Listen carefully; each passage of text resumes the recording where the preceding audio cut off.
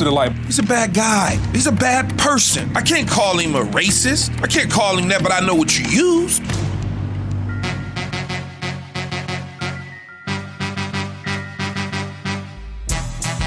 Keyshawn, J. Will, and Max, presented by Progressive Insurance. All guests on the Goodyear Hotline.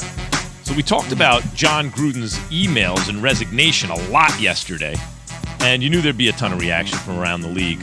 Let's start with the first minority owner in the NFL, Shad Khan, from the Jags. Here is the Jaguars owner.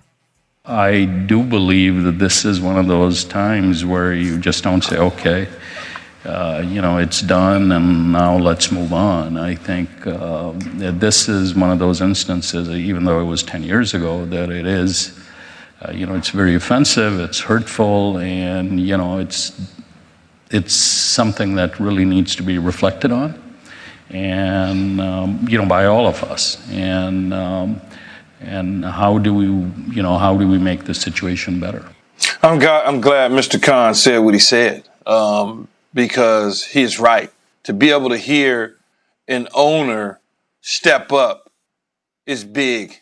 I mean, that's what you want, because he's in the room. We always talk about having somebody in the room, Jay, and somebody that's there that gets it, not dancing around it or making things sound like something or not answering the question or double talking.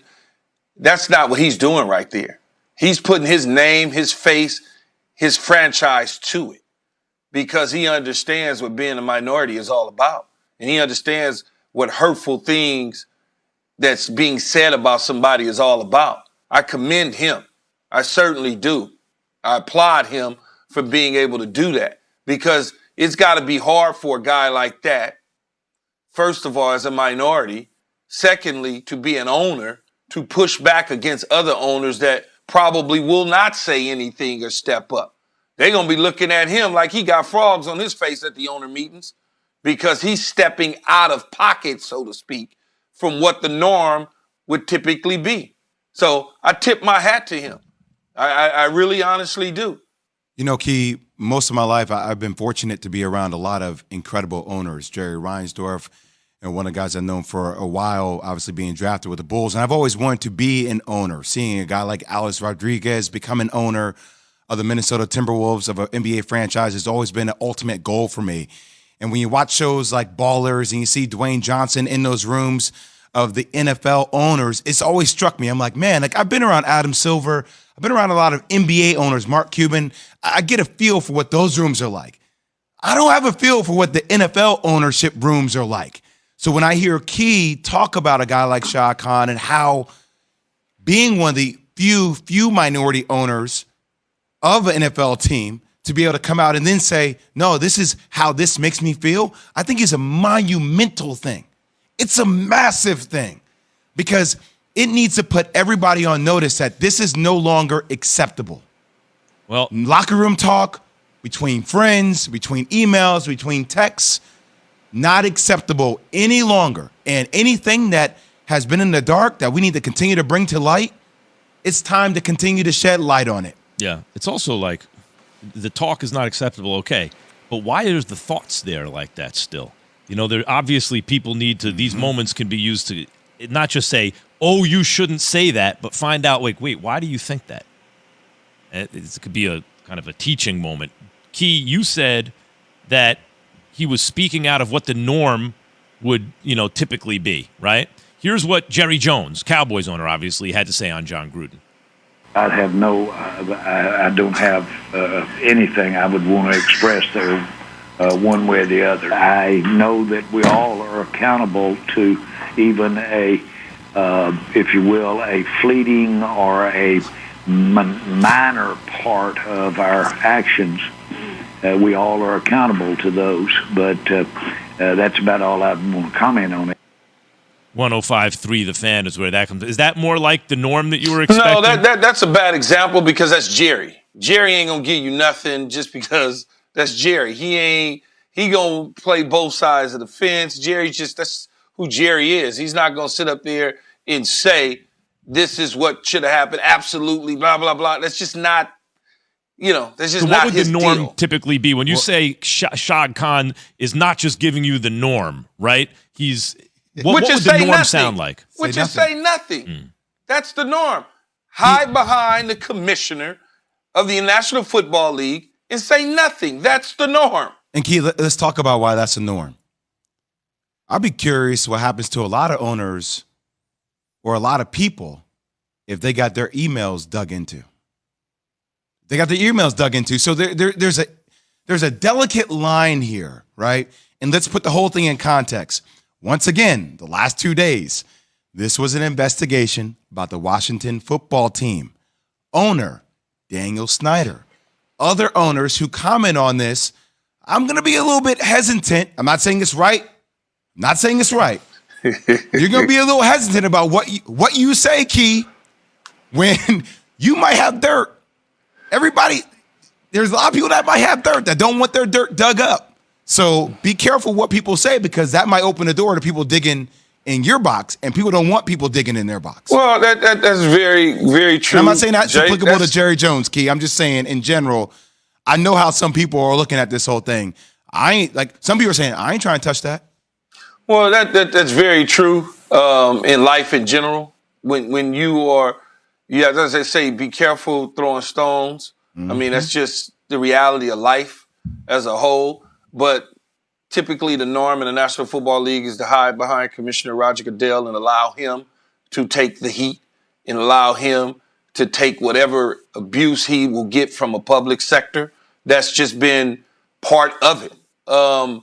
Again, when you have an owner saying things aren't acceptable, regardless if it's 10 years, 15 years, yesterday, whatever the case may be, it started 10 years ago, 11 years ago. It didn't end 10 or 11 years ago. So it's like he gets it and he understands it. And I think that's extremely important for this type of conversation to be had. And again, when you have somebody in the room that can advocate for you until you actually get somebody in the room that look like you, that's not going to just allow things to happen. See, I feel comfortable with an owner like that if emails was hitting his account, he would be like, oh, no, man, don't send me this.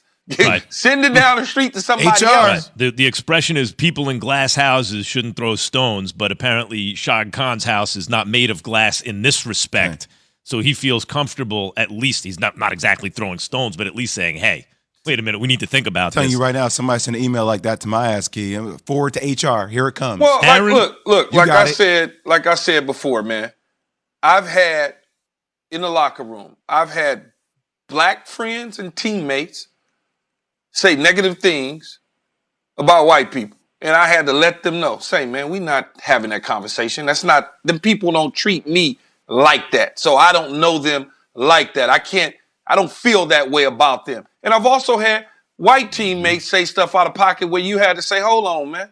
You don't get to say that. That's not your right to say something like that. And I'm not even talking about black people. I'm talking about someone in general. But because I'm there and I'm able to police it and say, no, we're not getting ready to have that conversation and go down that road, now it doesn't even happen and take place. This is what you have to have in situations like we've been dealing with over the last several years and throughout our history, where you got to have people policing each other to be able to say, no, that's not what it is. And in this situation with Jon Gruden, he had his buddies and all his friends, and they didn't do that. Yeah. People talk about the Overton window, which is a theory that, what's acceptable in public discourse, but you can apply it to kind of workplace discourse or, conversations you even sometimes have in private with friends.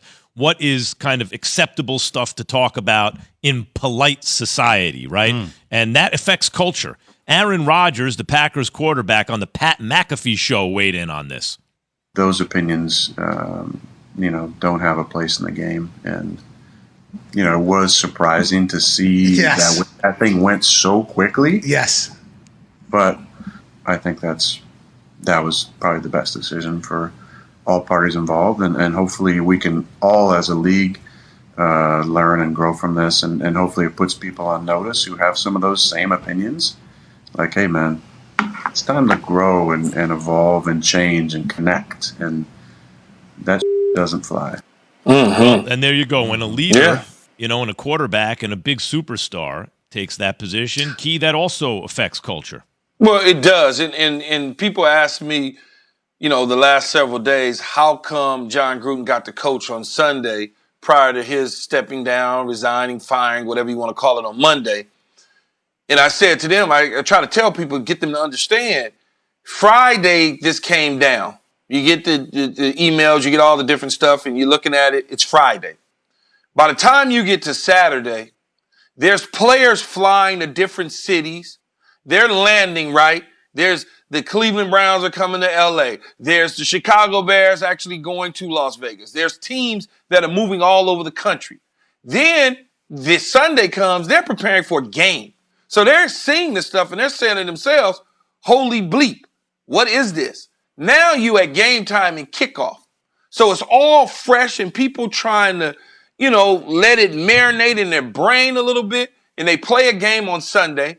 Now Monday comes down, the second, the third wave hits, he resigns. So the players haven't really fully got a chance to digest what just happened. Now Monday comes, Tuesday comes, and you see Aaron Rodgers. You had an opportunity to fully digest the situation. Had he not resigned on Monday, imagine what this week would be like from a player's speaking out standpoint. It would be ridiculous because they got the time now. They had a time to digest what just took place. Key is in L.A., where his Dodgers Don't say avoided anything. elimination. Clear skies right now. We'll